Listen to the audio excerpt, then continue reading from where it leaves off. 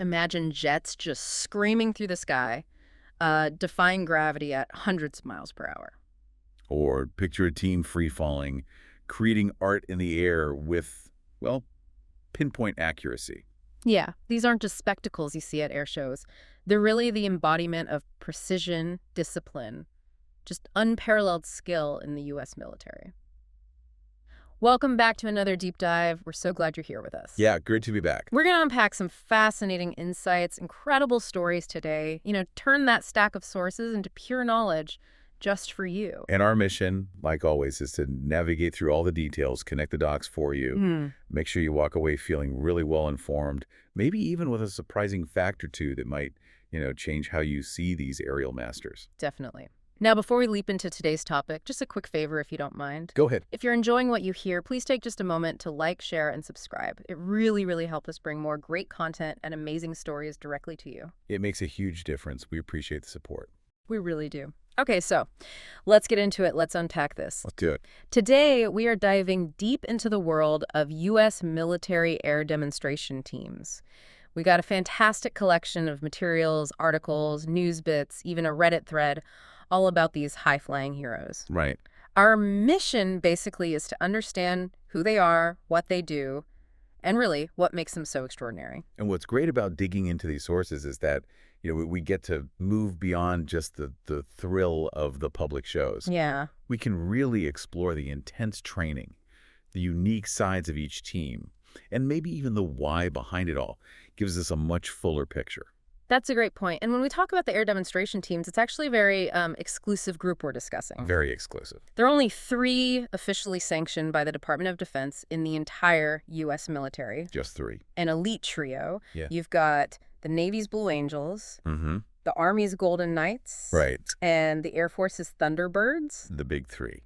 Exactly. And their main job isn't just about wowing crowds, though they certainly do that. It's more like a strategic public diplomacy thing. Ambassadors, really. Yes, ambassadors. Oh, yeah. They bridge that gap between sort of complex military stuff and the general public. Yeah. Build trust, foster understanding. Inspire people, maybe future recruits. Totally. It's like soft power in action. Absolutely. And if we look at the history here, these teams, they go way back.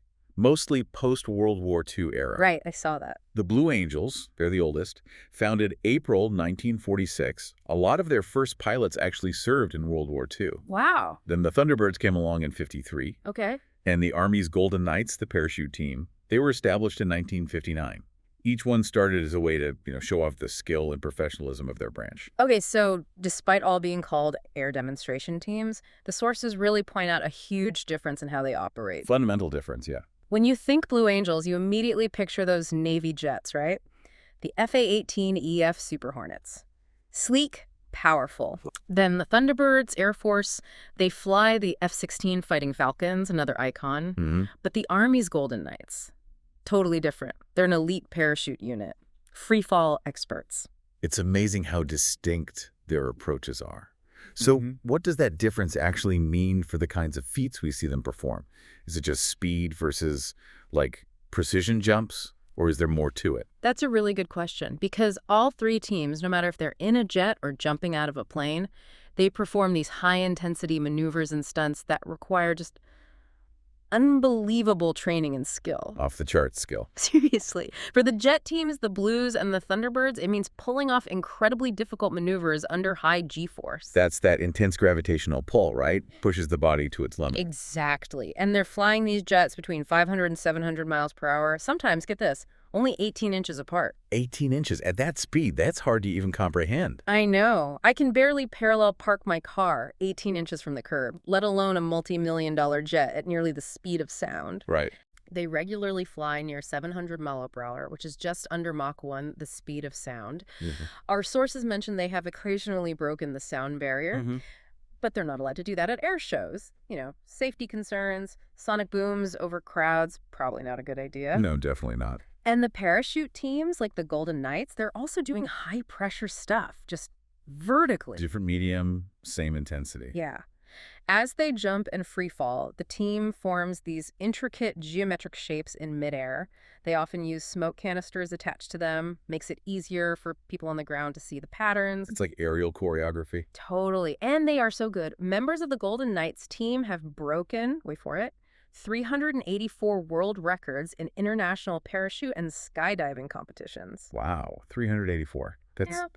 That's dominance. Astonishing level of achievement, isn't it? It really is. And you know what else is fascinating? There's this amazing example of them working together across branches. Oh, yeah. In spring 2021, the Blue Angels and the Thunderbirds actually teamed up. They created this spectacular Super Delta formation. Super Delta. What did that look like? Okay, picture this.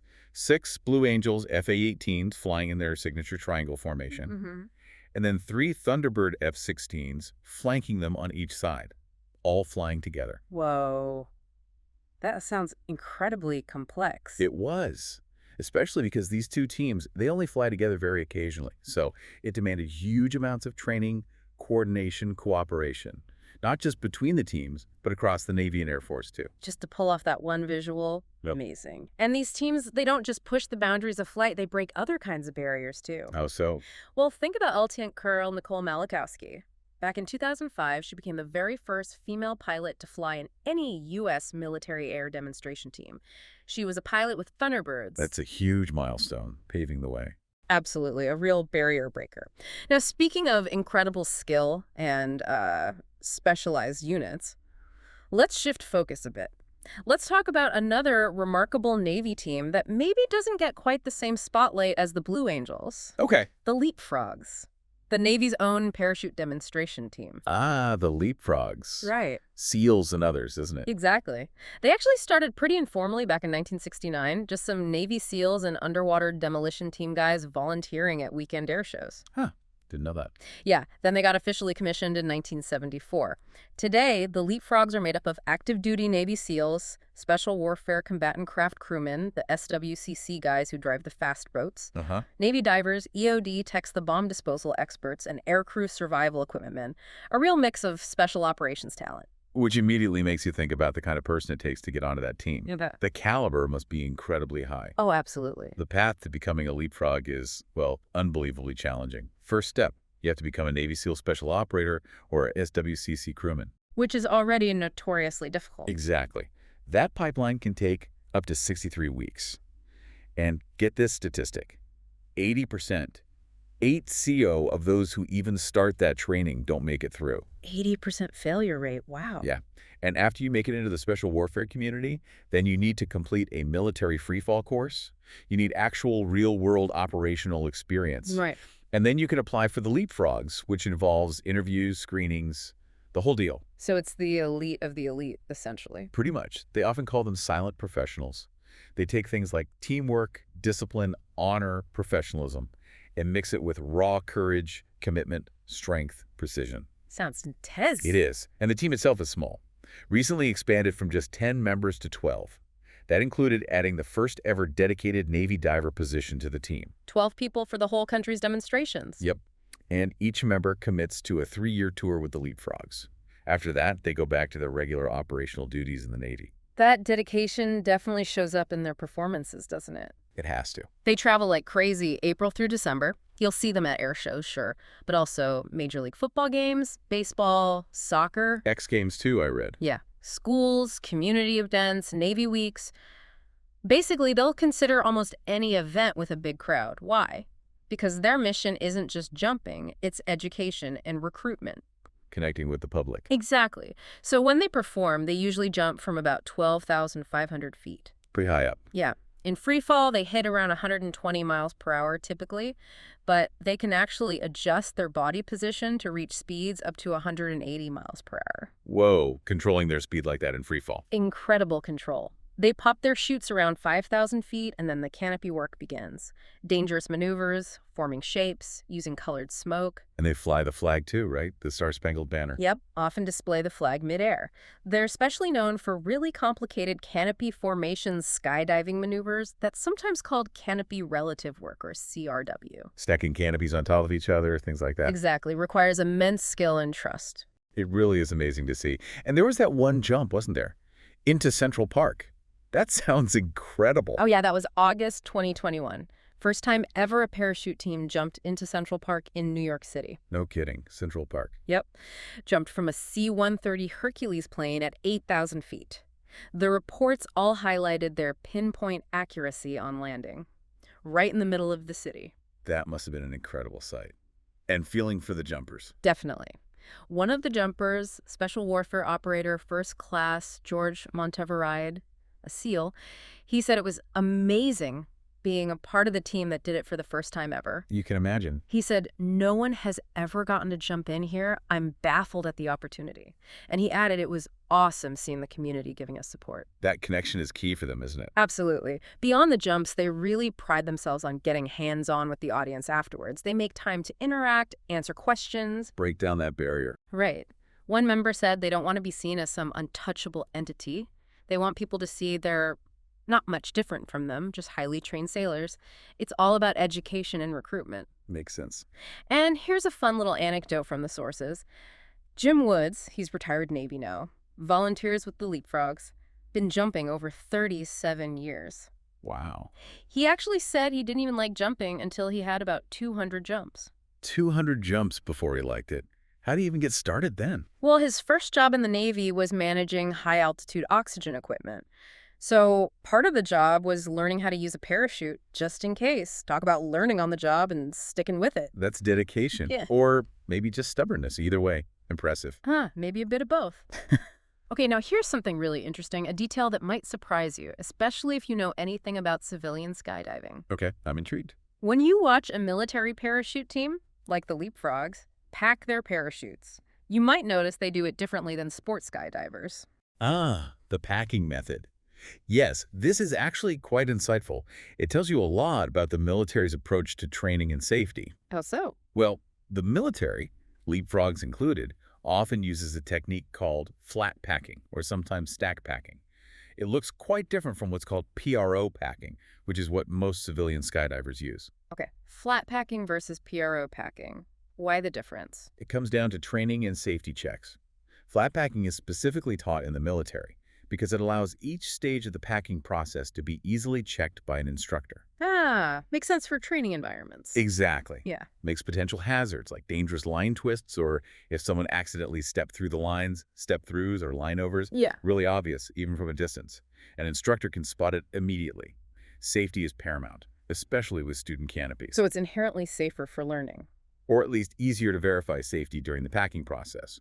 The downside, as you might guess, flat packing takes up significantly more space in the container. Okay, so it's bulkier. Right.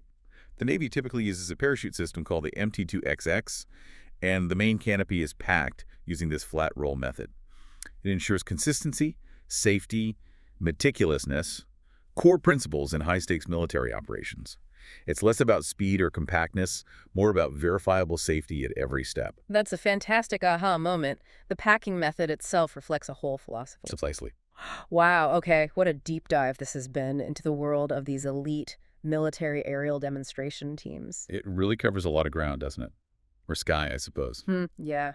We've gone from the absolute roar of fighter jets pushing G-force The limits Thunderbirds, the Blue Angel. to the silent, precise artistry of free-fall parachutists like the Golden Knights and the Navy's own Leapfrogs, uncovering just incredible skill, dedication, and some surprising history, too. And we've seen how they're not just pushing physical boundaries, are they? They're also vital ambassadors, connecting the public with the military's capabilities, the intense training involved, building that trust and, inspiring the next generation. So here's something to think about as you go about your day.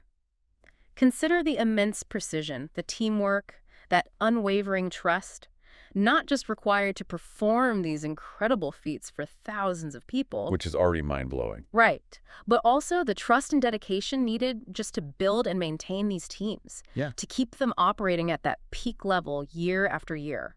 What does that kind of collective dedication, that absolute commitment to precision, tell us about achieving peak performance, whether it's up in the sky or right here on the ground, maybe in your own field? It's a powerful thought. That level of synchronicity and shared purpose. Definitely something to mull over. Well, if you found this deep dive as fascinating as we did, please remember to like it, share it with a friend who loves those aha moments. Yeah, spread the knowledge. And subscribe to our channel for more amazing content like this. Your support, truly, it keeps us soaring. Thank you so much for joining us today. Until next time, stay curious.